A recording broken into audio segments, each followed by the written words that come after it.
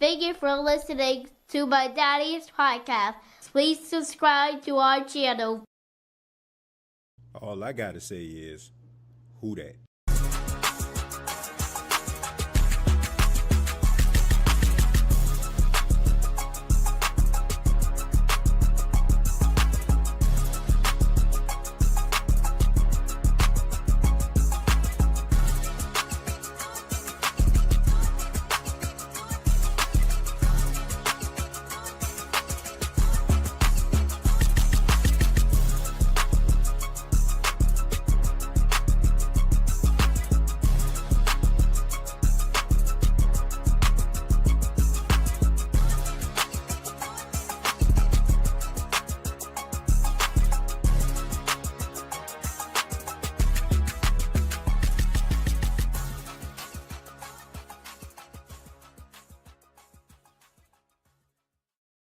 Hey, what's going on, Who Dat Nation? It is yours truly, Timothy J. Jones, and yes, I am the host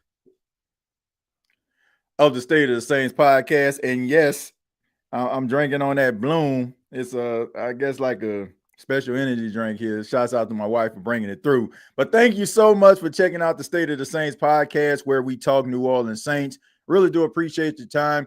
And on this edition, we have a special guest with us. I don't even want to call him a guest, man. I mean, he's a good friend.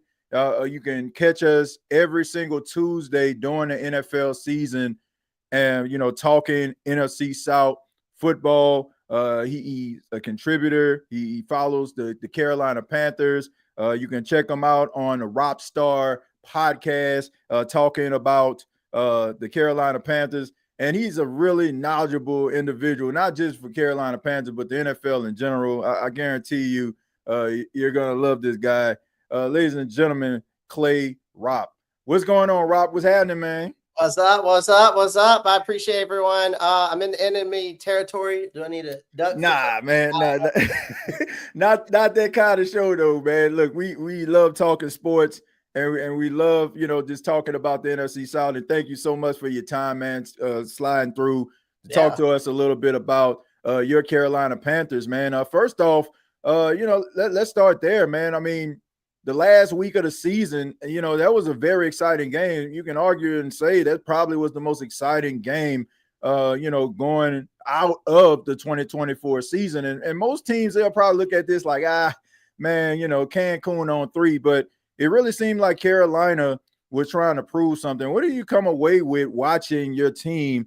And are you optimistic about what 2025 could hold for your Panthers? I mean, Bryce Young coming off the best game of his career, right? In that last 12 weeks span, you saw him grow. He went from 2 worst games at the beginning of the season, being benched for 4 or 5 games down that stretch, and then just comes back and just rejuvenates himself, right? And especially going into Atlanta, beating Atlanta in Atlanta and having a 5-touchdown game. You watched him just grow and just get more comfortable. You see him on the field. He got a great pocket awareness. He's starting to just throw dots. Like, we were finally seeing what all Panthers fans were hoping for, right? From the standpoint of him just being what we drafted him to be. And that's the toughest thing to take away from this, was to really see him just grow. I think that's the biggest thing I took away from it at the end of the season, is just his I think we finally saw what we've been looking for. And it was really a shock to me, because and you even said it on the NFC South, and like you even said, Clay, maybe you're being too harsh. Maybe you need to pump the brakes a second and give this kid and think about where he started with the whole Frank Wright situation, the whole GM not bringing in the right talent around him, not having an offensive line, not having the weapons around him to really develop, and have that coach to actually really work on him and develop him the way he should have been developed in the first place. Yeah. I always say this, we're so quick to judge these quarterbacks, fair or unfair. But I look at the spot that he was in. He was the number 1 overall pick. And to make things even worse, the guy who went after him came out the gate looking impressive. And I just think that really hurt him in a lot of circles. And I don't think people try to sit around and wait for quarterbacks or any player of that matter to figure it out. It's like, this player right here figured it out. Why didn't you? But, I think that it's kind of crazy. And this is why I feel like Carolina Panthers fans in some regard need to be optimistic about Bryce Young. He got benched very early in his career, man. And that could hurt a lot of quarterbacks if they're not made of the right stuff. I think by looking at what he did, like once he got back out there, like he took the challenge. He didn't just sit back, because you got to think about this. This is a guy who's been told he was great his entire life. And now you're telling him he's not good enough, but he rose to the occasion, man. So that's what was the most impressive thing to me about Bryce Young, about this whole situation. And I'm also impressed by some of the young talent that you all have on that side over there, man. I mean, Hubbard, he just recently signed a contract, but you also have Xavier Legette, him coming over from South Carolina. And another breath of fresh air. A lot of people wasn't really talking about it, but he really made some plays, man. Jalen Coker really made some plays, man. And then you also, you got your tight end, Jatavian Sanders. The sky's the limit for the Carolina Panthers. Let's go ahead and talk a little bit about some of the young talent that they brought to this football team. What were your thoughts about them during the 2024 season? Honestly, I didn't really expect with Xavier Legette, because we traded up to go get him, right? So I was just like, I felt like also it was a bit of a reach to trade up for him, because I felt like he would have fell where we were at in the second round if we wanted to get him. But then we went and traded up traded basically up with the Rams, but they gave us a future second round pick. And that's what we're getting. That's where we're at now, because we lost that pick to the Bears in the Bryce Young trade. So getting Jonathan Brooks, I was thinking, man, he was technically the best running back in this draft, right? And he looked like the next coming of Bijan Robinson coming out of Texas all over again. So I was like, okay, maybe this ACL tear, he did it back in November. He'll be okay. He could be that 1-2 punch, that thunder and lightning that we're looking for with Chuba Hubbard. I was like, all right, this is going to work out. Then he retore the same ACL in that knee, and he's not even going to play in 2025. And honestly, how often have we seen players come back from tearing the same ACL? The only two people I can think of off the top of my head is Adrian Peterson and Thomas Davis Sr. They're the only guys that I can think of that ever came back from that. Now, if there's others, so be it. But then they go and get Trevin Wallace, who stepped in when Shaq Thompson went down. I thought he did very well for a third-round pick. Wasn't very high on him, but obviously a very high motor. Great tackling. Doesn't miss a lot of tackles. Not very good in pass coverage, but very good in the run game. He's able to fill his gaps, do what he needs to do. Then they brought in Jadavion Sanders, and the sky's the limit for him, because he was technically in that draft last year. He was technically tight end number 2. Yeah. So, and you got him in the 4th round, which was an absolute steal. And he showed out and showed some plays until, later on down the stretch, he had that gruesome hit against Kansas City, and it was weird. You thought he landed on his head. You thought he broke his neck.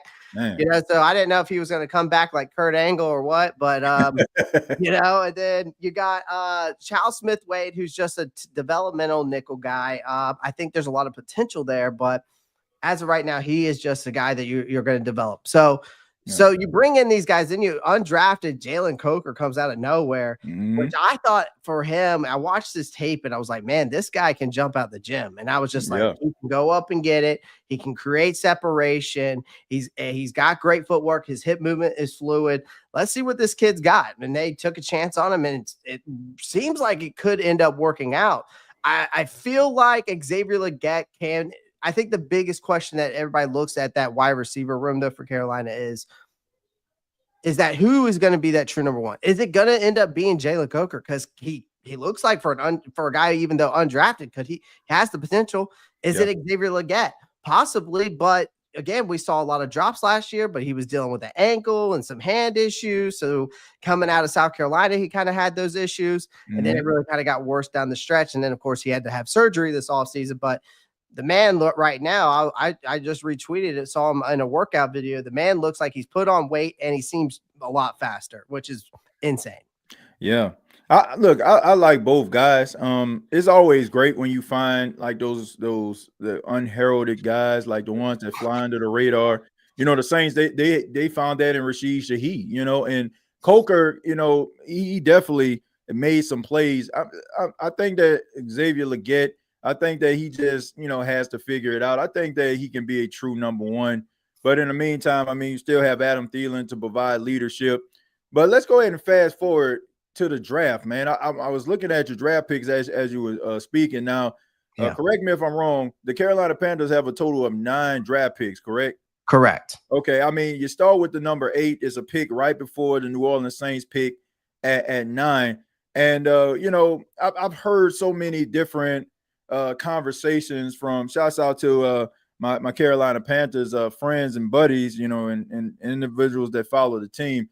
Everybody has like their thoughts and views about what they need to do with that pick. I've heard they can trade back, maybe, as somebody, add some more draft capital. I've heard like them going after Tedero McMillan, but, based on your, analysis and based on, your feelings, what do you think they need to do with this number 8 pick? I mean, the last time I checked, Carolina had historically the worst defense in the league last year and was allowing over 30 point, I think it was 31.4 points a game. And it was also allowing over 100 and basically 180 yards. The exact number is actually 79.8. Wow. But basically 180 yards rushing per game. Right. I get that we want to go and get Bryce Young, that true number 1, because again, Carolina is one of those fan bases that they just can't make up their mind. They're so indecisive. It's crazy. And then if you go on Twitter, it's even more toxic. I mean, it's like a toxic relationship, man. You just can't get out of it. You know what I mean? The only way to get out of it is unless you just break up. And so, but that's just the way it is. And so, but yeah, for me, it's just like, how can you say, well, let's go get Tyler Warren. Let's go get T-Mac. I don't even have T-Mac as my number 1 wide receiver in this draft. Yeah. I was going to ask you that, man. I was going to ask you that because, man, you spent countless hours. Like, man, when we did the mock draft over on the NFC South roundtable, I mean, you were just spitting out like just facts and stats and analytics on just these guys. So that was my question for you. Like, do you see that wide receiver that's worth like picking at number 8? Because, like you mentioned, a lot of people aren't as high on Tedero McMillan. I don't know if it's maybe the podcast in which he said he didn't really care that much for watching film, or just the fact that maybe people seen some holes in his game. But what are your thoughts on that, man? Like, is there a worthy wide receiver to pick at 8 that you can count on and say, hey, that guy can be Bryce Young's number 1 receiver? If we did go wide receiver 8, which I don't really hope we do, because I feel like you could get Golden or you could get a Buka or Burden in the mid to even probably that top 12 to top 20 range. You could get any of those guys. Right. And I feel like that 15 to 17 range in this draft is the strength of this draft, in my personal opinion. I think that once it drops off, basically after let's say the top 5 guys go, you got, which is Abdul Carter, Mason Graham, Travis Hunter, in my opinion, Cam Ward, and probably, I guess in everybody's opinion, would probably be Will Campbell or T-Mac, but really give or take who you're looking at. Maybe Ashton Genty is up there, but like really after that, like who are these elite guys? Who are these blue chip players? Like this is a depth draft. I feel like this is a big time depth draft and a lot of mainly defense, right? I think this is going to be one of the best defensive draft classes we've seen probably since the 2019 era, when you could have gotten Max Crosby in the 5th round, which is insane to think about. That's crazy. But yeah, I just think that for me, if there was a guy and we had to go wide receiver at 8, a plug and play guy, it's Emeka Egbuka out of Ohio State. It's not even close. Like, people don't realize what this guy can do. You watch his feet, it's fluid. Separation skills is there. What does Bryce Young need? A guy who can create separation, guy who can open up the middle of the field. Also a guy who can go up and get it. You've seen Emeka Egbuka. If you watch this film, he's a guy who can go up and get it. I just look at T-Mac and I'm just like, man, this guy can't create separation. And when he gets man press, he folds. And that's the biggest thing when you watch his film. And Emeka Egbuka can do it all. And that's the thing that I like about him. Luther Burden, I'm a big fan of. He kind of reminds me of a Deebo Samuel pro comparison. Because when you watch him, you see it on film. I mean, big body guy, but I feel like Xavier Legette could be a Deebo Samuel. So why would I go and get Luther Burden, right? Yeah. I think another fit is Matthew Golden, because the speed. You need speed. What was Bryce Young's favorite receiver when they won the national champion, or no, was it his Heisman year? It was either the Heisman year or the national championship. Who was his number 1 wide receiver at Alabama? Jamison Williams. He can run a 4.3. He had over 1,500 yards at Alabama that year, and Bryce Young threw for over 4,000 yards. Yep. Yeah. I think that if the Panthers go wide receiver, I definitely feel like they need to use that type of logic in order to do it. But with that being said, all those guys worth the first round pick. Like Egbuka, like you probably get him in the second round, maybe. You know, like I think he'll be there. Like, you got to think about you got Teteroy McMillan. I mean, Matthew Golden, Burton. You got Jaden Higgins out there for Iowa State that's climbing up people's draft boards. A huge sleeper for me is Noel. His teammate. Yeah, Jalen Royal, who reminds me of another DJ Moore. You know, you also got Alec Ayo. I can't pronounce his name, out of Stanford, but because I know if I pronounce his last name, I'm gonna botch it like crazy. I know what you're talking about. I mean, that's another guy too. You know what I mean? But yeah, but it's just like, I mean, man, there's so much talent in here, so much depth. Like, even that's why I'm like, even Carolina, if their guy's not there at 8, trade back. Just trade back. Yeah. And the problem is Carolina's not one player away. People in Carolina, we have these, again, I want to make this clear. Carolina is a different fan base. Okay. One side of the fan base, it's like politics. One side's the right side, one side's the left side. Then you got the neutral people. Okay. Which is more the realistic people like myself. Okay. You got the right side who are just like, oh, we're the quarterback away, we're whatever position away, and you're just looking at them like, are you out of your mind? You know? And then you got the one side over here, it's just like, we suck, we stink, we're never going to be good, we don't have any talent, we need to just sell the team and blow it all up, you know? And then you got the people like myself, it's like, you see the talent, but this is what we need to do, and we're not this far away. Right. Yeah. Look, I think that this is definitely, like you alluded to, this is a depth draft. Like, a lot of people look at the first few picks as, you know, those are the top guys, and everybody else kind of get in where you fit in. Right. I'm kind of shocked though, Clay, that you didn't mention Jalen Walker to add to your team, man. Do you think that he would be a good fit defensively? And do you think that he can be that tone setter to be able to help Carolina turn the page defensively? I think people don't realize this, but I'm a huge Jahad Campbell fan. I think Jahad Campbell is the same type of player, but more explosive. That's just me personally. I've watched this film. I've broken down his draft analysis, and when I watch this film, he's the same exact player, just more explosive. Yeah. And he's a tackle machine. He wants to hurt you badly, and that's what I want. I want someone that's going to come out there and hit you so hard, it's going to make you think about your life choices. All right.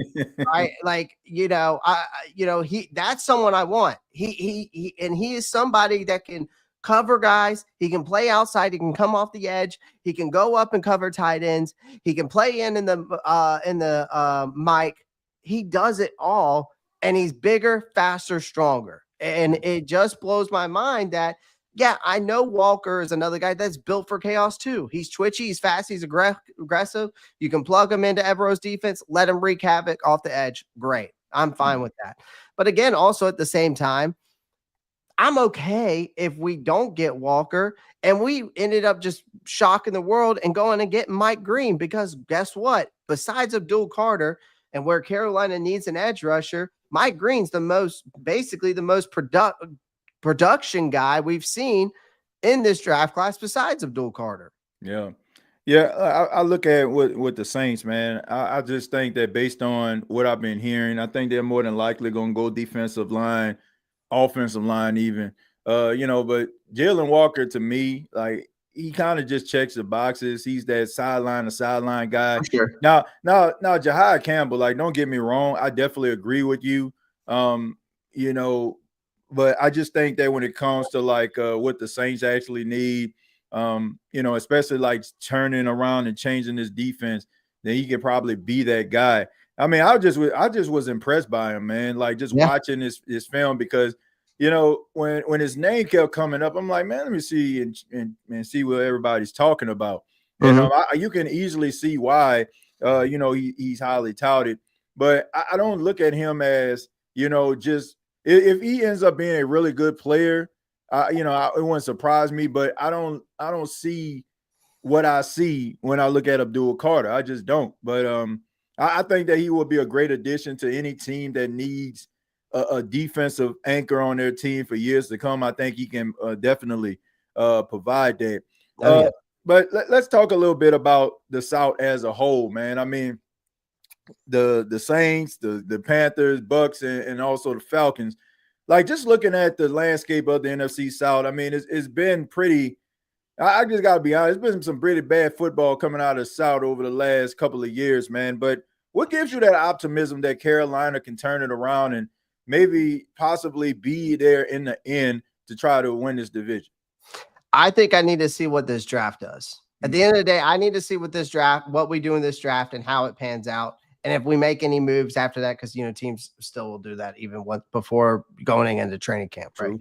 So, I really need to see how it goes. I'm very optimistic right now because we have a young, solid core. And we've got a top 10 offensive line. I mean, last year, Carolina we went from allowing 63 sacks to 1 year to 36. That's a huge difference, right? Mm-hmm. So we had one of the lowest pressure rates. I mean, it was going on from probably basically from week 2 all the way up to like week 15, week 16. We were in the top 10 in that. So that's number one. I mean, just the improvement we saw on the offensive line, the Bryce Young turnaround was also huge. The young core receivers and tight ends and the skill set team, basically, I call them, right. Those toolbox of players, man, they just, they keep developing. Now, the biggest thing is Carolina, can they find another weapon for Bryce? I think a weapon or two to help him out. I don't think we need another running back badly, even though I don't think that it would hurt to get that. But you got Rico Dowdle, man. He's coming off a 1,000-yard season. I think he's a nice compliment to Chuba, actually, really. But, I think the defense is huge, and you've got to go and get your edge rusher. I mean, we only racked up 32 sacks last season, and that's the team as a whole. That's bottom. That's not good. It's not good. If you're not getting pressure on the quarterback, you're not getting the defense off the field, and then you're not putting Bryce Young in good situations to even score points. Yeah. And that's another thing that people don't realize. It's like, listen, we don't really need a true number one. We just need to put some guys around him that can get open, create separation, have that speed that he did with Jameson Williams at Alabama, get a defense that can get the offense back on the field in good field position and set the offense up for success. And you win football games that way. That's how you win football games. That's why the Eagles did so well last year. They relied on a good run game. They ground and pound. All Jalen Hurts had to do was throw it up to A.J. Brown up the seam half the time, and then the defense did the rest of the work. Yeah. I just think that sometimes teams make things more complicated than what they have to be. And you just got to be able to come up with a game plan, know what you have, and and try to make sure that you put the right pieces in place in order for your team to be able to succeed. Like you mentioned about with Bryce Young, he just needs the right cast of characters that fit his skill set, that basically maximizes his strengths. And if they do that, man, they definitely can be in contention. Got a lot of Carolina Panthers fans in the chat, man, and just want to see, like, do you want to you feel okay with answering some of the questions we have here? Oh yeah, let's go for it. Okay, so they're strolling down here. Black Fry says, we just need speed at wide receiver. I'm not a fan for trading down at 8. Okay, all right. So he's saying that he's not a fan of trading down at 8, but you talked about like some of the benefits of doing that. Like, I'm a firm believer in, and feel free to chime in on this. If you know that you mentioned Emeka Ibuka, right? Yeah. If you know that more than likely you can get him at that spot by trading down, like you don't have to get him at 8, and you can trade down and get the same guy. Isn't that a win, Clay? Oh, for sure. It's a win for anybody. If I could possibly trade down, and I put this scenario in my head, I probably could trade the number 8 pick to the Dallas Cowboys and get their number 12 and their 44 second round pick. Right. Guess what? I move back 4 spots. I get Mike Green and I move on with my day. And I got an extra second. And I could go and get either Jaden Higgins or Jalen Noel in the second round. Guess what happens? You just killed 2 birds with 1 stone. Yeah. Yeah. I'm a firm believer. If you trade down and you have somebody on your draft board and you end up getting that person, like, I just think that it's a win, especially like when you're a team that's trying to figure it out, that's trying to get depth pieces. Like, and we know how important that is. Like, we know that a really solid draft can create cornerstone players. Like, I always talk about the Detroit Lions and what they did. Like, a lot of their core players have come through the NFL draft. So if you can collect as many players as possible and your front office is doing their job, if Dan Morgan is out here doing what he needs to do in order to bring in some top quality talent, I just think that's a win, especially like you can end up getting a really good, solid wide receiver to complement Bryce Young, a really good defensive pass rush, like you mentioned, and Mike Green. Like, who wouldn't want that? Says Mason Taylor to the Panthers seems like a nice fit. Yep. What are your thoughts on Mason Taylor? LSU Tiger, really had a really good, solid combine, really upped his stock, man. The people had him look more like a late 3rd round pick. Now people are having him as a 2nd round pick. Would you be okay if the Carolina Panthers selected Taylor with in the 2nd round, maybe? I honestly think I could see him falling back to possibly the 3rd or the 4th, just because of the way this draft is. I think a lot of teams are really going to go heavy defense, and I think a lot of the defensive players are going to go early.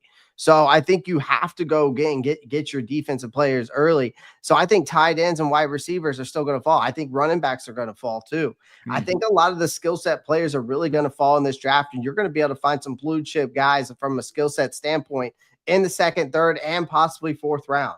But just because of the way that how deep this defensive draft is, you're going to want to get all the guys you can on defense, right? Mm-hmm. So, but I do like Mason Taylor. I mean, when I watch his film, and I watch a lot of film, just on my spare time, and it just because I enjoy it. I want to know who's out there and stuff like that. So, and I only watch like 30 minutes of their film, but that's all it takes sometimes. But right. Yeah, but I think he's a reliable play for sure. He's not the fastest guy. He's not the most explosive, but his football IQ is absolutely top notch, man. Yeah. Steady possession guy when you watch him. He can move the chains, provide a reliable target in that short to immediate game. He's a guy that does make a lot of sense for Bryce Young because he can open up the middle of the field, and you need that. Bryce Young loves throwing up the middle, but every time he does, his tight end's not there, or the guy that he thinks is not there, and it ends up being an interception. We've seen it time and time again, but he needs that guy that can do that. I think the thing is for me with Mason Taylor, though, is his upside is very limited. I think his floor is high, but if you want a dependable second tight end, I like it, but I already had that with Tommy Tremble. But I do like Mason Taylor. I like the 6'5", 255 frame. Don't get me wrong, but I just think that his upside is just very limited. Yeah, my final question for you. I mean, you all are pretty much set at the quarterback position, but looking at this NFL draft, there's been a lot of talk about the quarterbacks and are they highly touted?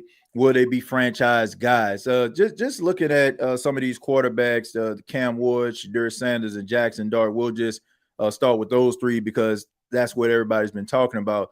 What have you seen from these quarterbacks, and do you feel like they have franchise caliber talent inside of them? I think a lot of these guys are, besides Cam Ward, to me, he's the only guy I see as a franchise guy. I think Sanders has the tools to be a franchise quarterback, don't get me wrong, but he's just not a finished product. I think the arm talent is legit. I think the poise is impressive with him. The ability to process defenses, that's where it needs work for him, right? He definitely has that it factor, but again, if he lands somewhere behind a bad O-line, his development's just gonna plummet. It's not, and it's gonna be bad. And you have to surround him with the right system, and he could be special. Jackson Dart, I think he's better than Shedeur. That's just me personally. I just, you're not the only person that feel that way, man. Like I've heard that quite a bit. It's just that because Dart plays like he's trying to prove something every single snap. That's the thing that he is just so impressive with him, because he benefits from that, and it doesn't deteriorate when he plays. The guy, and another thing is he's got a cannon, and he can just make plays off script, and that's another thing that I like about him. But mentality gets him in trouble. That's where it ends up. Like if he makes a bad play, you won the game. You've already gotten his head, right? So he's got to learn how to rein that in. But the upside is there. I think another guy too, I really love, and I love that when you picked him in the NFC South when we did the mock draft thing, man, I like Jalen Milroe. I do. I think the guy's got the raw athleticism. I think he's got a cannon of an arm. Yeah. But the problem is his decision making. And it's like 1 minute he turns a play into this highlight reel you might see on the ESPN top 10. But then it just ends up, then you could go and you could see a play that could end up being a not top 10 play on ESPN. That's the thing that he does. So I think if a team is willing to be patient and develop him and help with his processing ability, you have a star on your hands. Yeah.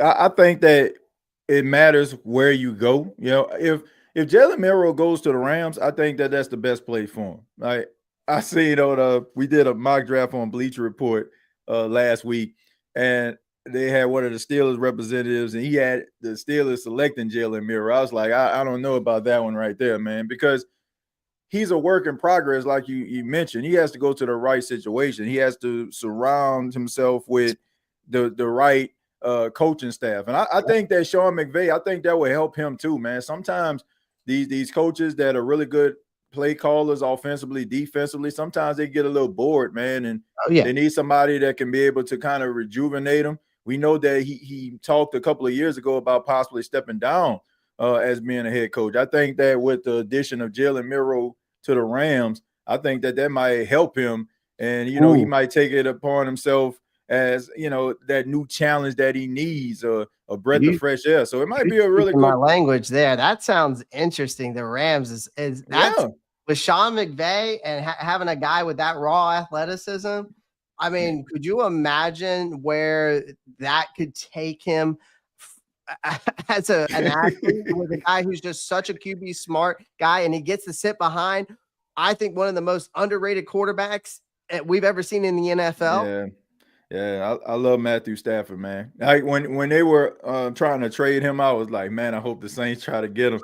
Yeah, I mean, I've always liked Matthew Stafford, man. I mean, he has like this toughness, and I think that early in his career, he dealt with a lot of injuries, and people kind of just wrote him off. But he's always had that arm talent, that ability, and if you can, get with him, I'm talking Milroe, and learn and develop under him, I think that he'll be ready to rock and roll, man. I think that Sean McVay Like I said, I think that he will come up with a game plan that will work for him, and I think it'll benefit everybody. Oh, yeah. Yeah, but Clay, thank you so much for stopping by the State of the Saints podcast, man. Shouts out to all the Carolina Panthers fans in the comments right now. Thank you all for coming over as well. Before you go, just let everybody know how they can get in touch with you, man. Yeah, I'm always doing constant content, man. On my channel, the RoppStar Report. Come over there, check me out. You can follow me on X at RoppStar92_. You can follow me on TikTok. Constantly doing NFL content, not just Carolina Panthers. I give my take on every team in the NFL. But also, you can follow me on Instagram, Facebook as well. Any of that, same thing, RoppStar92_. So you can follow me all there. Yeah, man, make sure that you follow RoppStar Report. Like I said, Clay does an amazing job, covering the Carolina Panthers, but just his overall knowledge of the NFL, man, is very, very impressive. I enjoy looking at your content. So make sure you all follow him and support his channels and platforms. Clay, thank you so much, man. Definitely going to chop it up with you, and I look forward to, doing commentary on NFC South Roundtable every Tuesday, man. Oh, yes, sir. Yes, sir. I look forward to ripping each other's heads off every week. Yeah, I love it, man. Appreciate it, Clay. Take care, man. All right, you too. Peace. Yeah, man. Shouts out to Clay, man. That's my guy right there. Yeah, make sure you check out the NFC South Roundtable, man. We talk NFC South football, and shouts out once again to all the Carolina Panther fans that came over. But now it's time for us to talk a little bit about the New Orleans Saints. And if you're watching this on a Wednesday, you already know that General Manager Mickey Loomis spoke to the media on today. And, I think I counted that he said the phrase, "I'm not going to answer that," 11 times. I could be wrong. But during that press conference, he said, "I'm not going to answer that" a total of at least 11 times. And, at this point, I'm just wondering to myself, like, what's the point of even talking to this guy? Especially when he's not going to give you anything. The majority of the reporters were going to ask you about Derek Carr, and he quickly shut that down. He quickly just said, "You know what? I ain't going to say nothing to you. I ain't going to talk about no Derek Carr, this, that, and the third." Look, the whole Derek Carr situation is just downright embarrassing. Downright embarrassing. I know it. You know it. The entire world knows it. That is just pretty freaking embarrassing, man, that, he's dealing with these injuries and you end up giving him this bread. And when we're hearing that they didn't even know about this injury in the first place. Look, I have already said what I felt about Derek Carr. Derek Carr is thin-skinned. Anybody else that would be a starting caliber quarterback in the National Football League, if a team was looking for a young quarterback, they would take that as a challenge. I mentioned back in 2017 when I was talking about Patrick Mahomes, when the Saints told Drew Brees that if Patrick Mahomes was there at 11, they're going to draft him. And Drew Brees responded and said, "Well, I hope he likes sitting on the bench," because Drew Brees wasn't ready to retire. That is what you want from your starting quarterback, not somebody standing in front of a Rolls Royce trying to be petty and basically just so thin-skinned to a point where things don't go your way at all, you want to go home. And this is something that we have seen from Derek Carr. Derek Carr went home when Josh McDaniel benched him, and now we're seeing the same thing again. I don't understand why anybody would want Derek Carr as their starting quarterback, because the first time anything don't go his way, it just seems like to me he's going to have himself a little, he's going to act like a petulant child and he's going to whine about it. And the New Orleans Saints, they deserve better. And the longer this guy is on the team, the longer this guy is on your football team, the worse the message looks, the way it is perceived. Because it looks as if you act like you just need this dude, like he just the best thing since sliced toast bread. Like, it's not sending a really good message, in my opinion. It's not sending a really good message to the fans. It's not really sending a really good message to the NFL as a whole. And you have yourself a first-year head coach in Kellen Moore. And I don't think that a guy who is trying to win over the Who Dat Nation, who is trying to let everybody know that, okay, I'm the head coach and I want to steer this team in the right direction. it is not a really good message. I don't think that the New Orleans Saints need Derek Carr. I don't think Derek Carr wants to be with the New Orleans Saints. So I say, go ahead and let dude go. Go ahead and let him go. Go ahead and release him because that's what he wants. Instead of him coming out here, he'd rather sit up there and just try to throw those smoke signals out there so he won't look like the bad guy. This has been the calling card of Derek Carr since he has stepped foot in New Orleans. Throwing people under the bus, throwing the brick, hiding his hand. And I'm kind of tired of it. I'm tired of it. This guy just throws the brick, hide his hand. He's about as fake as a $3 bill. And, like I said, he's a good person on the surface when it comes to family and all that kind of stuff, the things that are important. We all know that. But when it comes to the way that he carries himself as a football player, I don't want no parts of that. And I don't think the team needs any part of that.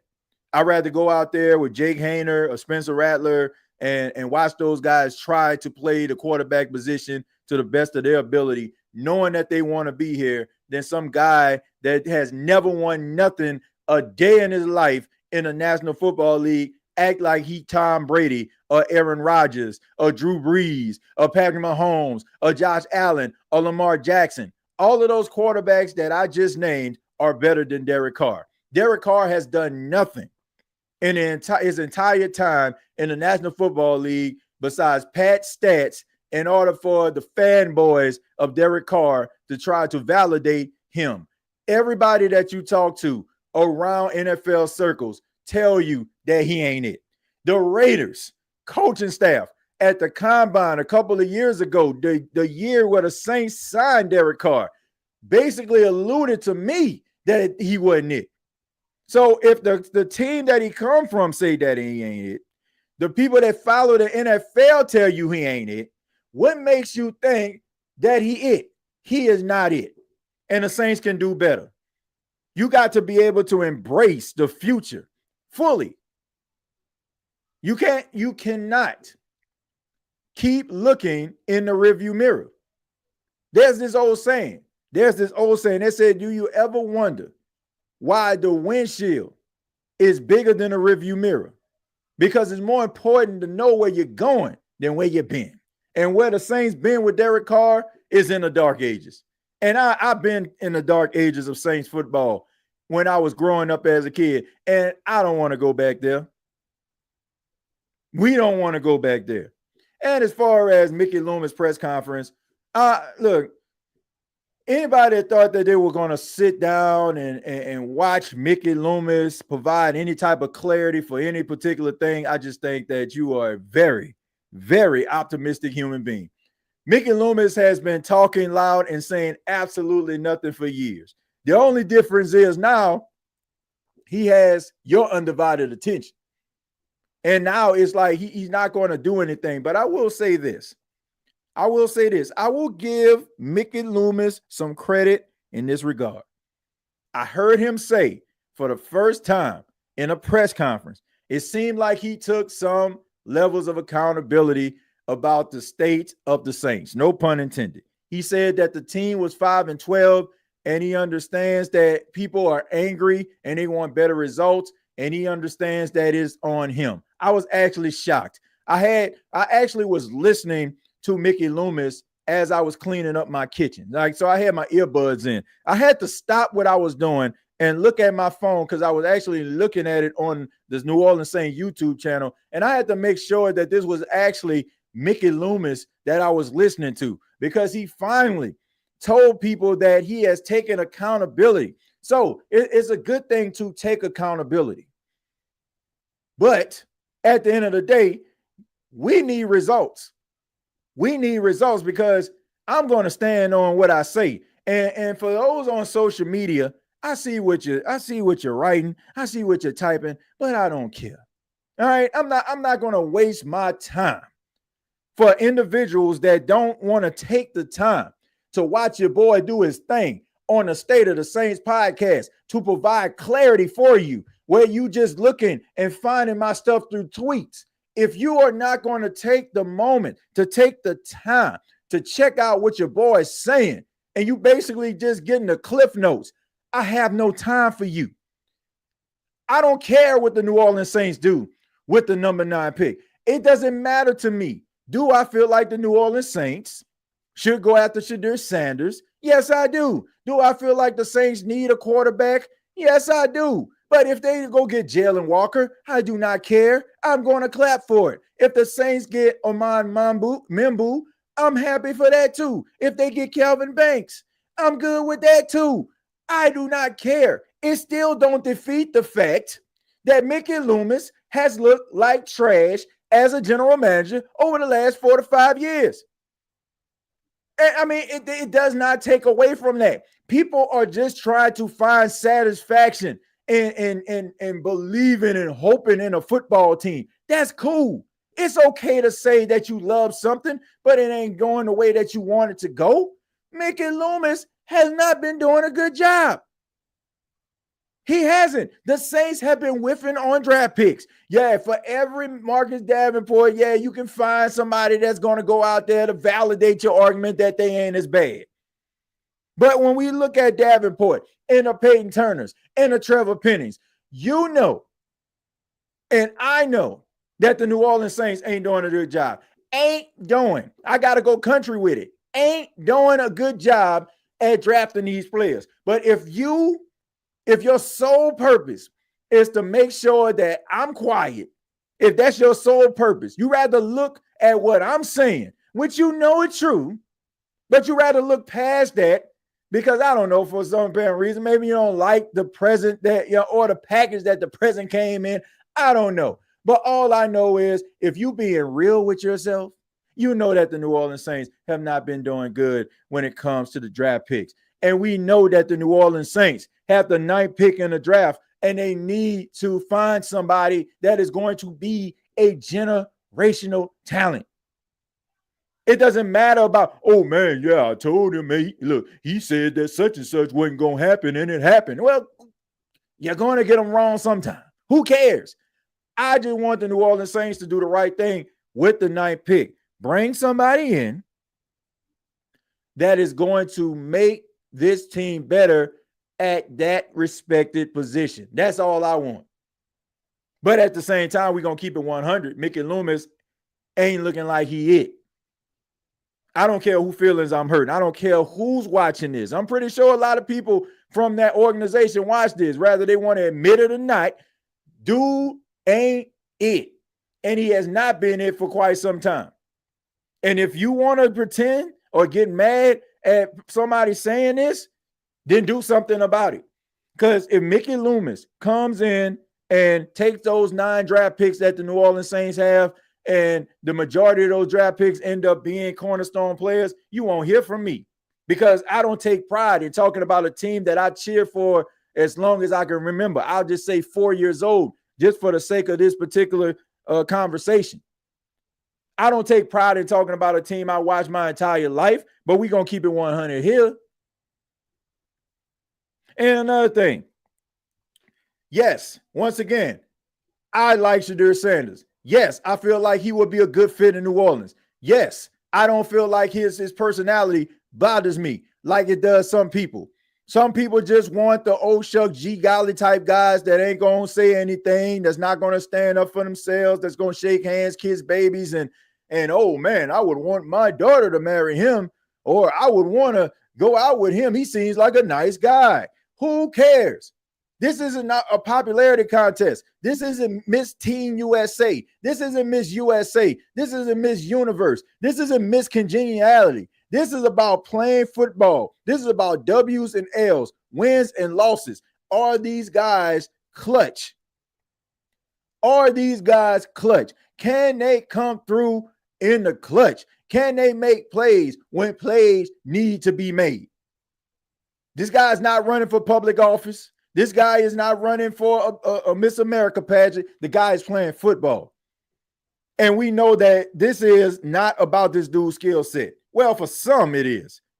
But we also know that there is something or a systematic thing going on right now to try to discredit this dude at every angle. And I cannot believe that people don't see this. Whether you like Shedeur Sanders or not, this is a prime example of individuals that want you to act a certain way, to sound a certain way, to carry yourself a certain way. And if you don't, they're letting you know that we can control the narrative. Because I already told y'all, man, this is the year in the world of the NIL, not the NFL, the NIL. So you know what that means, folks?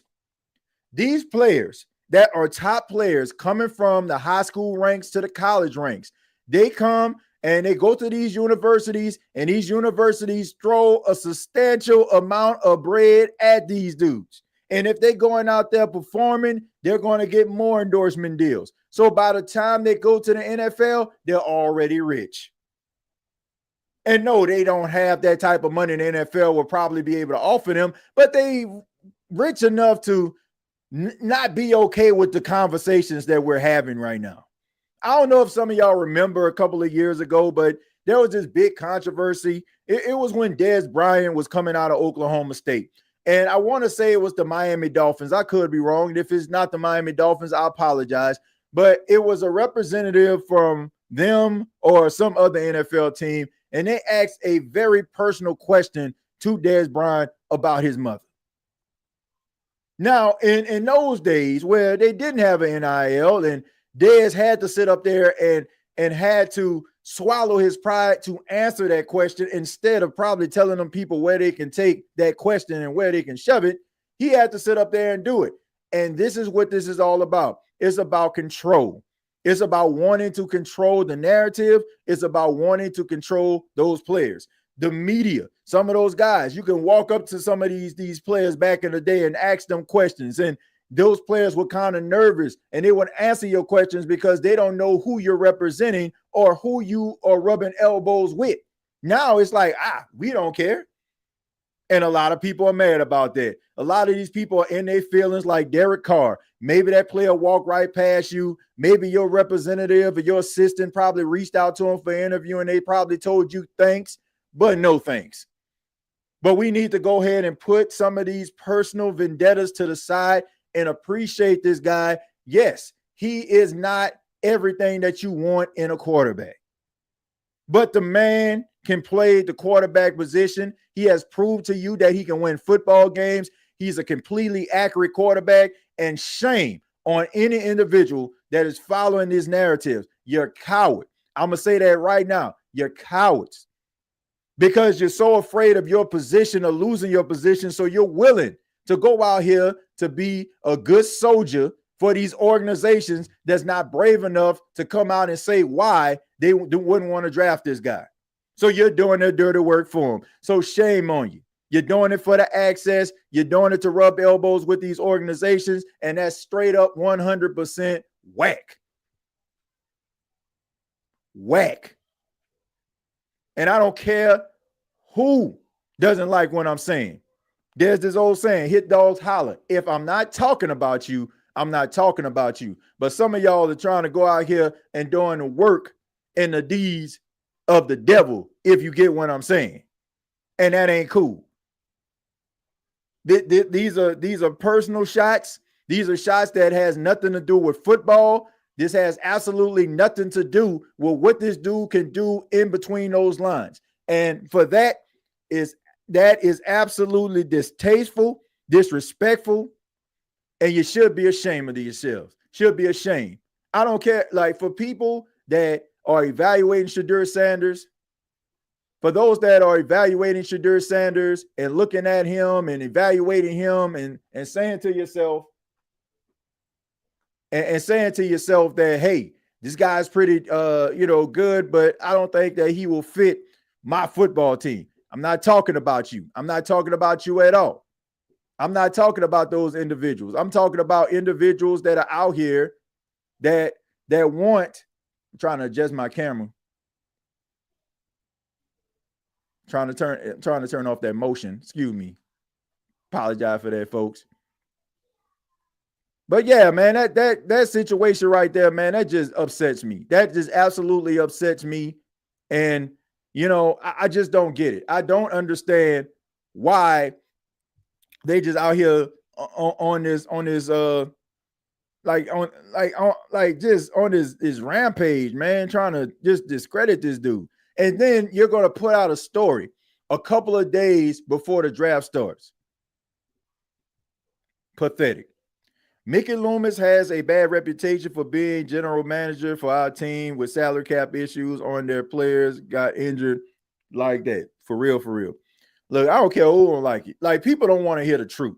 They don't want to hear the truth. They want you to sit up here and lie to them. You know, people get mad at me because I ain't sitting up here talking about, well, this is T.J. Jones, Timothy J. Jones of the State of Saints podcast, letting you know that the Saints are the greatest thing since sliced toast bread.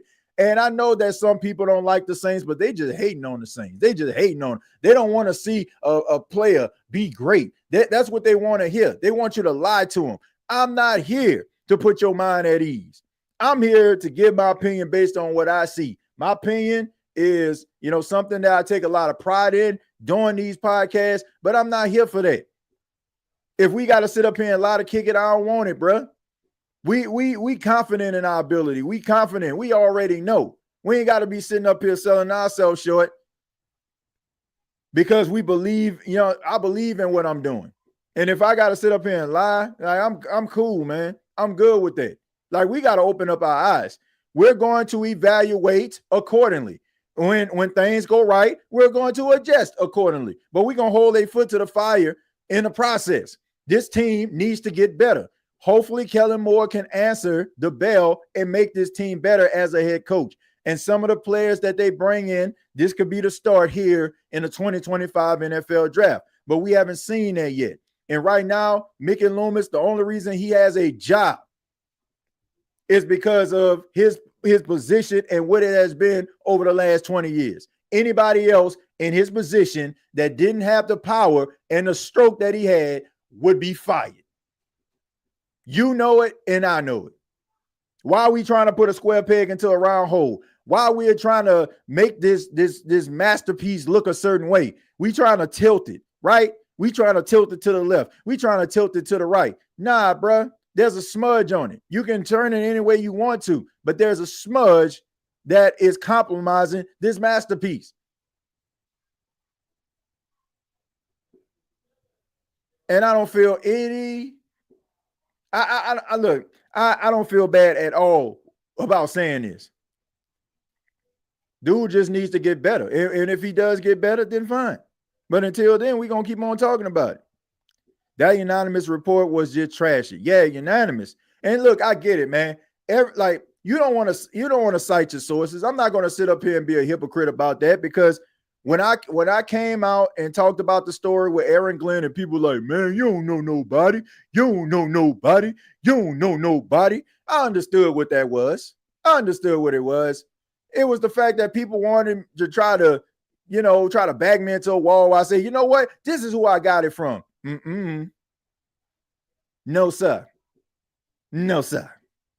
So I get it. I understand why you don't want to leak anybody's name, because maybe next time you go to that person, they won't be able to give you any information, because if by citing their name, probably cause them to lose their job, or probably would make the organization, maybe, I don't know, have these type of conversations an hour before you show up to work, or maybe not ask you to come in at all while a meeting is taking place. So I can understand why you don't want to out your sources, but it's still in bad taste.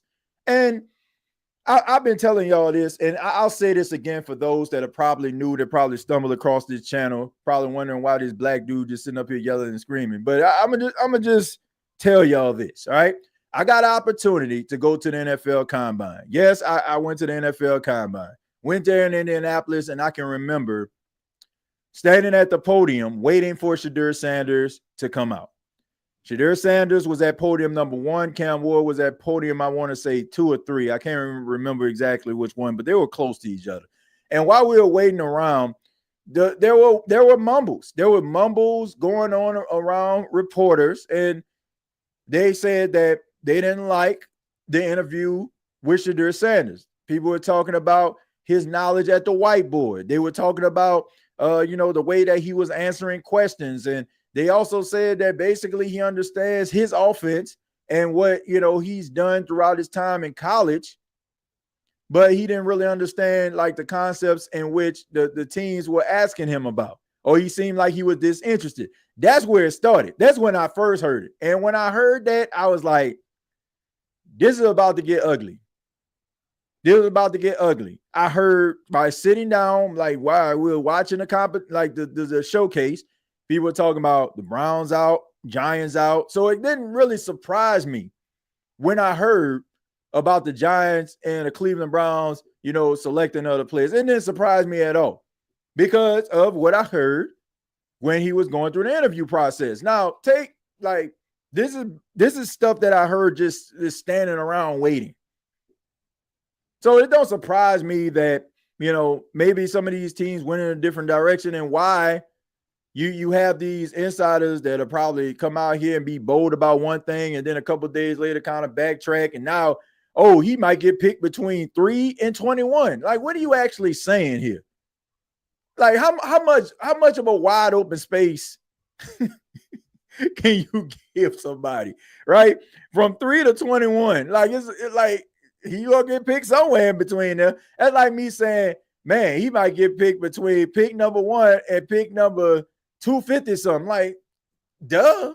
He pretty good, so he might get drafted somewhere. The fix been in for a minute. Long story short, folks. The fix been in, and it's been like that for a while. The shots had nothing to do with the interview. You can't say those things about him for your interview. Is most definitely personal. Yeah, definitely personal. Because I already told y'all, this thing is about control. It is about control. It's about wanting to control individuals. Power is a funny thing. When you feel like you have power and basically you can get people to do anything you want them to do, like anything you want them to do, and or they're going to get fired, or you might take something away from them. You'll never work in this town again. You'll never get another job. When they know that they have that type of control, when you tell a person like that, I ain't got to listen to you. I don't need you. They don't know how to take it. They don't know how to take it, man. Rather you're rich, rather you got some level of influence. I don't care if it's big or small. If you feel like you can determine somebody's fate, if you feel like you can actually move things around for a person, in order for them to have success or failure, it takes a special type of person to not want to utilize that consistently. And like I said, you have people out here that are upset because you have these new age NIL collegiate athletes coming to the professional level, and they ain't got to sit up here and take your junk no more. So I'm going to show you, I'm going to write this article, and I'm well respected, and I got millions of people following me, or I got this team, and look, this is my organization. Like, so I'm gonna stick the knife in you. I'm gonna stick a fork in it. You're done. I saw an interview podcast yesterday with Shedeur Sanders. He low-key mentioned wanted to throw to Chris Olave and be a Saint. I mean, I seen that too, man. But I mean, he talked about them. He talked about the Steelers too, cartel. And but I don't know, man. I would be highly shocked if the New Orleans Saints draft Shedeur Sanders if he's there or not. I'll be shocked. I would be shocked if they draft, because, man, y'all know. And it had nothing to do with the color of his skin. It's just the fact that so buttoned up, so predictable. Like, you just want to see something different sometimes. TJ, when Mickey Loomis was doing his press conference, I had to mute him. Look, I get it, but first off, I had to listen to what he had to say because I wanted to talk about it here, but he didn't really say anything. Like, you wasn't going to get too much from him. He talked about like some of the like draft practices and stuff, and having guys that may be ranked or rated the same way, and you have to kind of decide which position you want to go in and what player that you want to have. And he used examples like Deuce McAllister and the late Will Smith, to try to validate his way of thinking. Of course, he's going to do that because those are two of the biggest success stories in Saints football. So, of course, you're going to bring them up. I wonder what they use when they decided to go and pick Marcus Davenport over Lamar Jackson. I'm interested to know what they were thinking when they decided to draft. No disrespect to a pretty decent player, Cesar Ruiz over Jordan Love. I would just love to know what they were actually thinking when they drafted Peyton Turner, when you had plenty more players that you could end up drafting in that position. I'm just wondering to myself. But of course, you're going to bring up Deuce McAllister, and of course, you're going to bring up Will Smith. So I'm just saying, like, come on. Of course, you're going to use the things to big up yourself. But I just would like to know what they used when they were drafting those guys back in the day. Mickey looked and sounded lost at the podium. I don't think he lost, man. I just think that he didn't want to give people too much of anything. I get it that you have a media obligation, but Mickey Loomis never says anything at all. He says a lot and not say anything at all. And, like I said, I just don't. I don't know, man. He is what he is. Like, he's not going to give you anything. He's not going to really say too much. That's just what he does. Yeah, that's just Mick. That's just Mickey Loomis. Side question: did Will Smith ever meet the other Will Smith? I don't know. That's a good question. I would think they wouldn't cross paths. They would have to actually probably connect online in order that to happen. I'm pretty sure they're not going to be in the same place. Juvie DiBiase. TJ, did you see that video where Shedeur Sanders blew out the birthday cake, but it was beignets? Nah, I didn't see that, man. I didn't see that. Honestly, at this time, Juvie, I'm gonna be honest with you, man. I understand and hear about what's going on, but I'm at a point. I just want to see the draft. I just want to see the draft. I just want to see what these boys gonna do. That's all I want to see. Like, looking at all this stuff and doing all this speculating and and all these semiotics and all this, it's almost like if you're a boxer, right? And when you're trying to sell a fight, you go to all these different towns and you're talking and you're coming up with all this different hype and trying to get people all excited. And then there's a couple days before the fight, 2 days, a night before the fight. You're like, man, enough of all this talking, right? They go to the weigh-in, they make weight, they hydrate. Somebody might ask them a question, man. I'm tired of talking, man. I'm ready to fight. That's just the way that it is. Like, all this talking, all this hyperbole, it's been great. From a podcasting perspective, I enjoyed it. It's always a pleasure, like, talking to you all and breaking this thing down, the mock draft 1.0, 2.0, 20.0, but I just want to see what they're going to do. I just think that the time for talk is over, and let's just see what they're going to do. And hopefully they make the right decision that can better this organization, and we can have some much more tolerable Saints football. Because my goodness. It says, all I know is if we are going to draft a quarterback, it needs to be Shedeur or Jackson Dart. All I know is we better not draft Jalen Miro. Well, look, I have no problem with Jalen Miro, but if you're drafting Jalen Miro, William, I will say this. You definitely want to make sure that you have a starting quarterback plan in place, because he is not going to be one of those guys who is going to be an instant starter. I was talking earlier, shouts out to my guy, Clay Ropp. He was on the show earlier in the episode here, the interview I did with him, and he was just talking about Jalen Miro, and we were talking about him aligning with someone that's a seasoned veteran at quarterback and a really good head coach. And I mentioned like him going to the Rams, but I don't think that would be a good spot for him, because unless you're about to sign a solid veteran quarterback, then, you're not going to just throw him out there because he's not ready just yet. Like, he'll do some good things and he'll show some flashes and he'll generate some excitement, but it's not going to be where you want it to be, in my opinion. I just think that he needs to sit down and be able to learn from a veteran. Why is the black quarterbacks are almost always vilified in the media? Shedeur has never been in trouble and Deion has improved as a coach. So where is it coming from? I have no idea where it's coming from. I don't think in this case, I don't even think it has anything to do with, I think it's more so of him being the son of Deion Sanders than it does with anything else. Like, I just think that it just comes down to people just don't like the confidence and they just don't like the fact that he is not walking around hat in hand, and just, like I said, oh, shuck, gee golly, happy to be here. Oh, man, look, it's the old lady right here. Excuse me. Let me go walk her across the street. Like, I'm not saying that he doesn't do those things, but I'm just saying, like,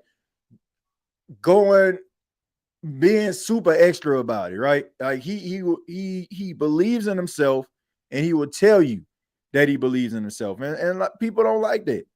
People don't like it. I often say here, people want to talk about how great you are. They don't want you to tell them how great you are. It's just something about it. It's just something about confidence that bothers people. Because we will hype up a guy who goes out and does a remarkable thing all the time if he doesn't say anything about it. Let's take Barry Sanders, for example. Barry Sanders' touchdown celebration was throwing the football back to the referee. And it didn't matter what Barry did. I seen Barry bring about 3-4 defenders down to their knees, had them out here looking like they doing, y'all remember that dance back in the day, the pop, lock, and drop it. Like, man, had them boy knee bent. I mean, one of the most remarkable, spectacular runs you ever gonna see in your life. Like, and he'll just throw the football back to the referee. And people talk about, oh, man, Barry was so great. Oh, man, he's such a great guy. Oh, my goodness, that's the way the game needs to be played. But if a guy is great and he tells you about it, everybody wants to see that dude lose. That's just what it is. I mentioned it, Floyd Mayweather. Back in the day, it was Muhammad Ali. It is Conor McGregor.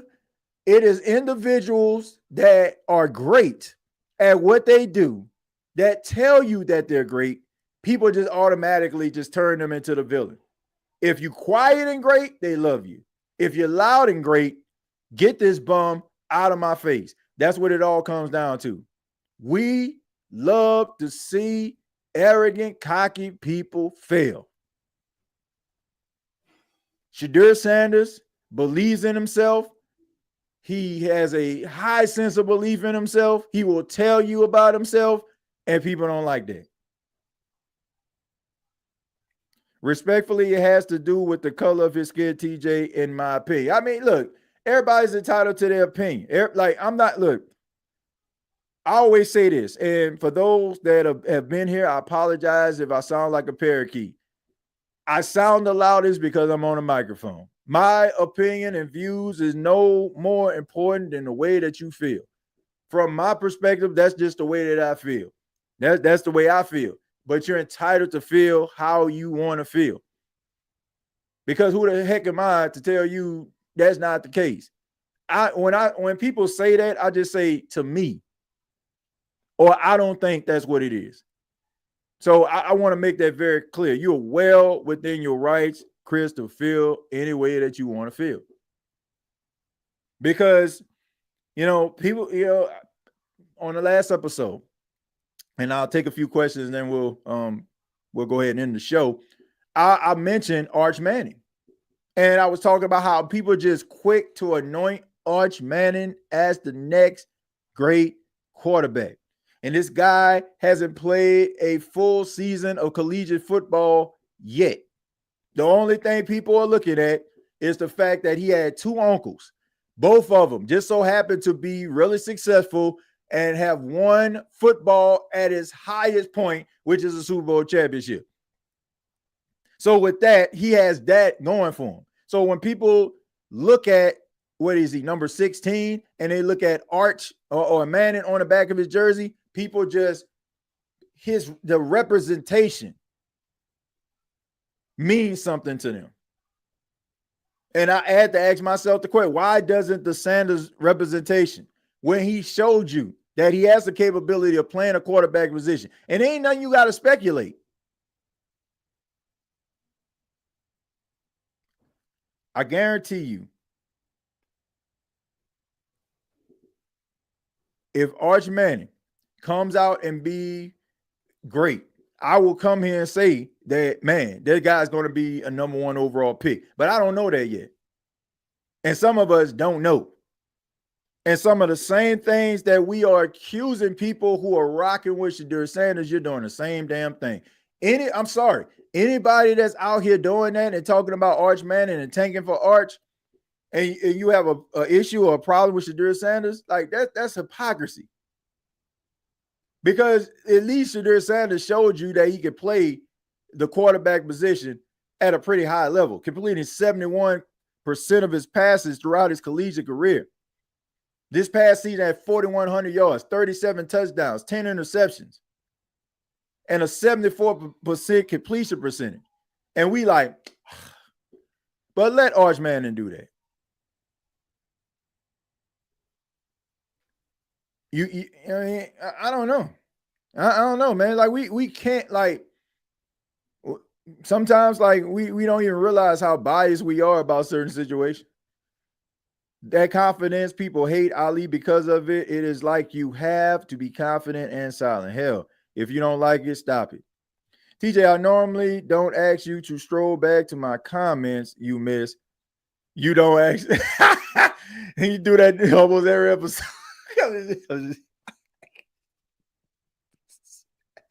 Let's see, but I want your reaction to what I said about the quarterback situation. Look, I'll try to find it. Hold on, give me a second, Josh. Let me see what you said. Let me see.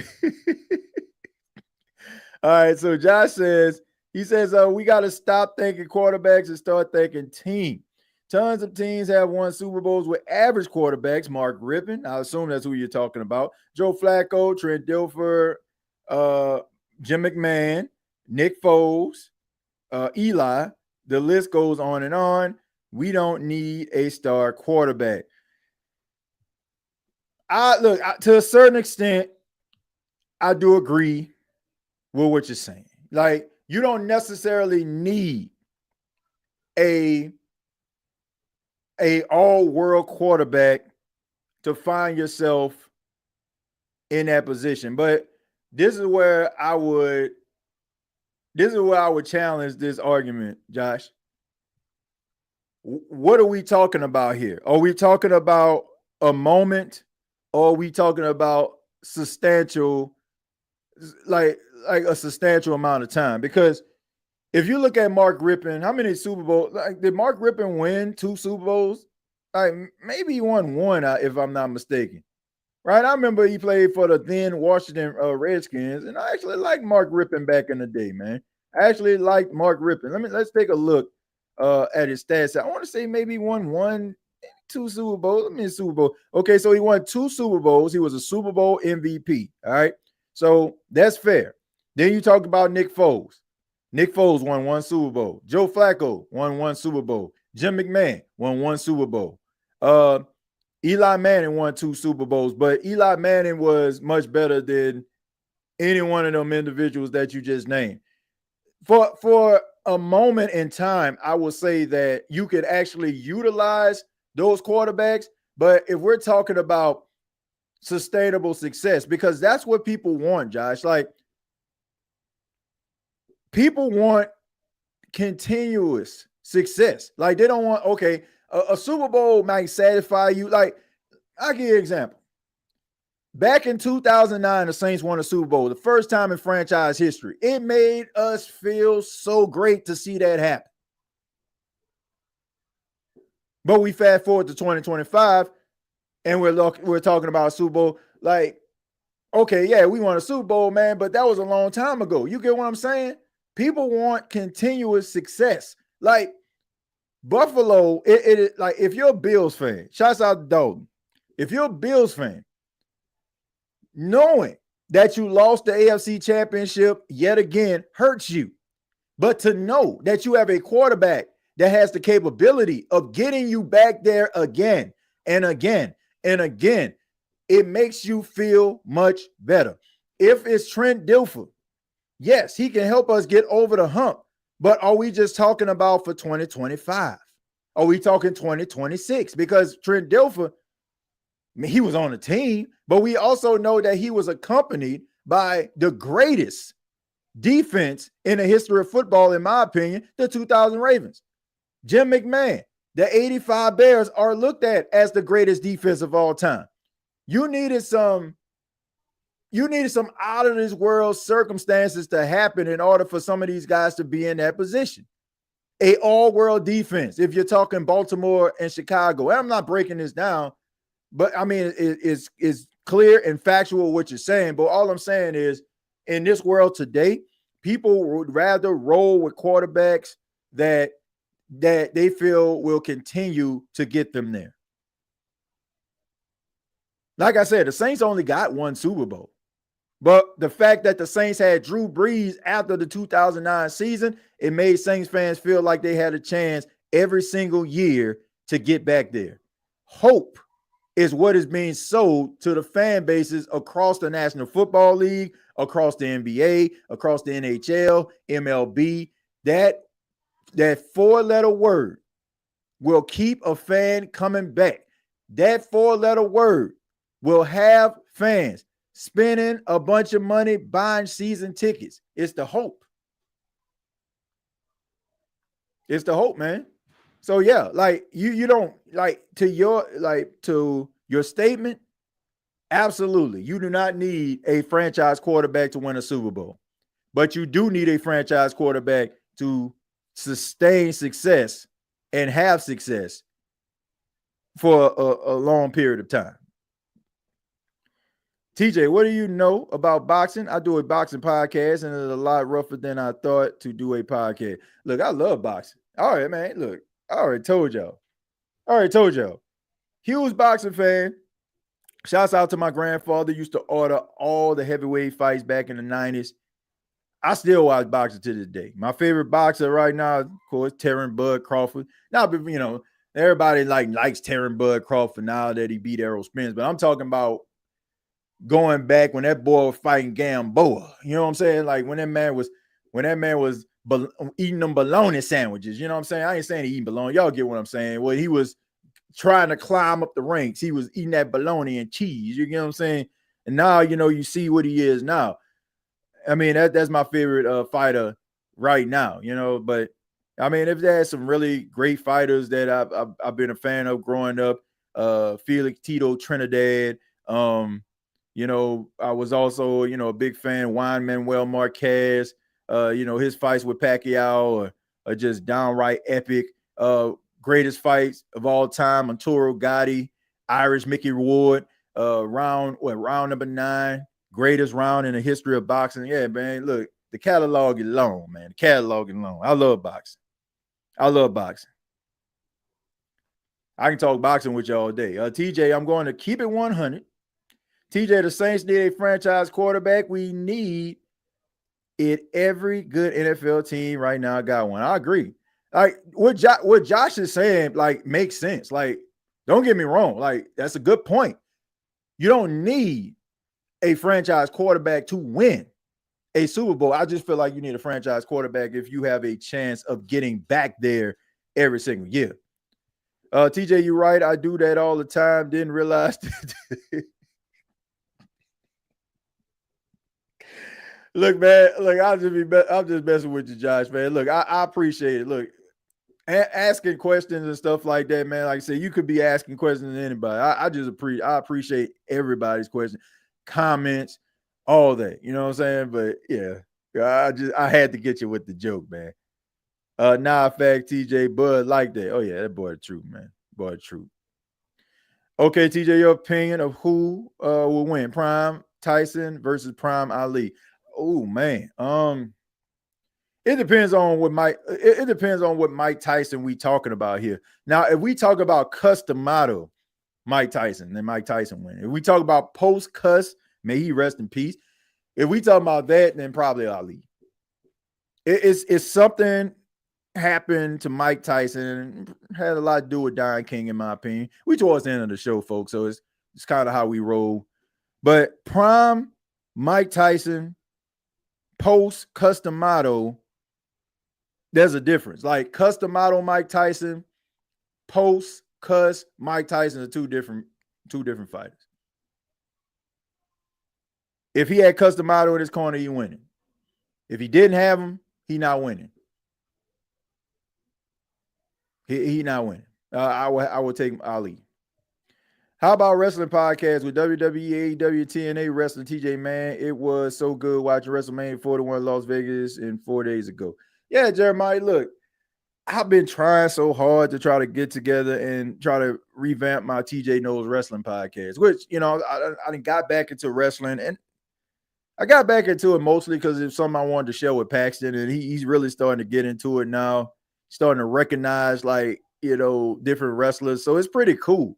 And I did have a pretty good wrestling podcast, in my opinion. You know, I would take different topics and talk about it, and it was making some traction, but it was just, I kind of got out of it, and, you know, I wanted to get back into it. I did like a few episodes about a month ago, and all this stuff with the Saints started to happen, and then I had the Bleacher Report stuff, and then I had obligations at the radio station, you know, with my new position there. So it kind of took a back seat, but I definitely want to get back into it. You know, TJ, what do you think about Javante Tank Davis? I think that Javante Tank Davis is good. I just think that he lacks motivation right now, and I think we've seen that in his last fight versus Roach. I think that he isn't. He's like at a point where he can kind of pick his opponents, but I just think that Lamont Roach kind of caught him off guard, and I just think that he just lacked motivation. But I mean, this dude got sledgehammers for hands, and I just think that he's talented, man. But I just think that I don't know. I don't think he really into boxing, and I think he's losing interest. And I think that the best thing for you to do is try to find that passion again, or get out of it. Your reaction to Paul Heyman turning on Roman, that wasn't a surprise to me at all, Josh. Wasn't a surprise to me at all. Seeing that coming. You know, I even said that on social media. Shouts out to Trev. He was like, Trev does like I don't want to say a boxing videos on. He does boxing videos on TikTok, and he was like, "Man, everybody saw that, TJ." I'm like, "Shoot," but I'm the one that put it out there. Anybody can say it. Look, we all look like, you know, like, oh man, I knew that was gonna happen. Like, put it out there. Sometimes you're gonna get it right, sometimes you're gonna get it wrong. Right? That just gonna happen. And let's see. Look, let me see. Honestly, majority of us really know football. We all know when it comes to the quarterback position, if you got it, you got it. A quarterback have to have that fight, a winning mentality, knows how to lead a team. A couple of these things on that comment, I can really truly say the Saints didn't have in Derek Carr. All right. And just for the simple fact that he would put out a video, that Carr video, rather you talk about when he did it, how long ago it was, the fact that he actually did it just made me just lose as a football player. It just made me lose respect for him as a football player. Like, seriously. Like, I'm good on Derek Carr. Look, I've said this before. I felt that it would have been a good fit for Derek Carr to come to the Saints. I really did. I thought that he would be, you know, something, you know, solid for the New Orleans Saints as they try to make this transition. But I can truly say I was wrong about dude. I said it a couple of episodes ago. I made a song about it, and I'm saying it again. Derek Carr ain't it. And he'll probably end up going to another team and probably playing some solid football. But I do not care. You do not need that type of energy around the team, especially for a guy that ain't that good to begin with. He's not that good, folks. He's not. And you're gonna have those Derek Carr fans out there, man. The analytics say that he completed 60-some-odd% of his passes, and when he dropped back and moved to the right, his percentage go up about 15%. And when he looked in the eyes of Chris Olave, every time he looked into Chris Olave's eyes, is another 15% that go up. And when he's sitting on the sidelines with a gray hoodie on instead of a black hoodie when he played for the Raiders, the team would lose 20% of the time. Like, you can put any type of analytics as you want to up there to try to validate Derek Carr as a good quarterback, but he's decent. Okay, that's just what you're gonna get from me. Decent. All right. Yeah, somebody walking in the room, you're not gonna do nah. You dressed, no, I'm decent. And you walk on in. You know what I'm saying? Like, you decent. He decent. All these analytics that y'all throwing out there is not like what them odds analytics tell you. we always want to bring up some what those odds analytics telling y'all. Timothy J. Jones' 2 eyes tell him that Derek Carr ain't a leader. Timothy J. Jones' 2 eyes tell him that Derek Carr, every time things don't go his way, he go home. Timothy J. Jones' 2 eyes tell him that when the Saints need to break away from a phone boot type football game, if they can't throw the ball down the field 50 yards and Rashid Shaheed ain't behind the defense, then more than likely homeboy can't deliver. That is what I'm saying. That's what my 2 eyes tell me. I don't care what the analytics say. Analytics, you can make analytics say anything. You can make them say it. Like, if you want somebody to look, smell, feel like a legit quarterback, running back, wide receiver, cornerback, there's an analytic out there for you. If you want somebody to feel like they're a great player, there's a video out there for you. There's a social media platform for you. His name is Wi-Fi Willie. But thank you all so much for checking out the State of the Saints podcast. I really do appreciate it. Much love to each and every one of you.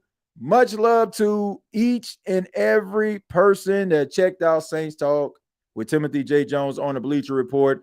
We will be back here on tomorrow. Not tomorrow, tomorrow. For a very special, what do we like? Well, when do we start doing this? I want to say 2020. So I'm going to say the 5th annual State of the Saints podcast live draft reaction show. Y'all know how we do it, man. We are here from pick number 1 to 32, breaking them down, every single team, talking noise, laughing, joking around. Y'all know how we do it, man. Some of the most epic videos, epic moments during this podcast have taken place during that draft reaction show, and I'm excited about it, man. So shouts out to everybody that has made that annual event magical every single year. We're back at it again.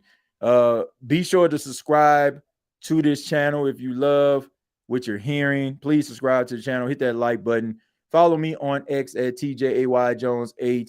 Also, once again, want to thank my guy Clay Ropp for stopping by, sliding through, talk to us a little bit about his Carolina Panthers, man, and what they need to do. And that's what we're going to be doing throughout the season, man. We're going to be talking Saints football, but we're going to have different individuals slide through, that talk and focus on other teams, man. The more this show grows, the more I want us to grow together, man. You know, we've got a platform here where we can talk Saints football, but we also got a platform here where we can actually talk about our love for football. Every time I talk about different teams, there's always several people in the chat that know players on the team that can just, spit out stats from other teams, so that's what we're trying to do here, man. We're just trying to grow the platform, but also staying true to what we love, which is the New Orleans Saints. Previous episodes available on Apple Podcasts, Spotify, iHeartRadio, Anchor FM, and Also, the Roar of the Lion UK, I will be a part of on this Friday.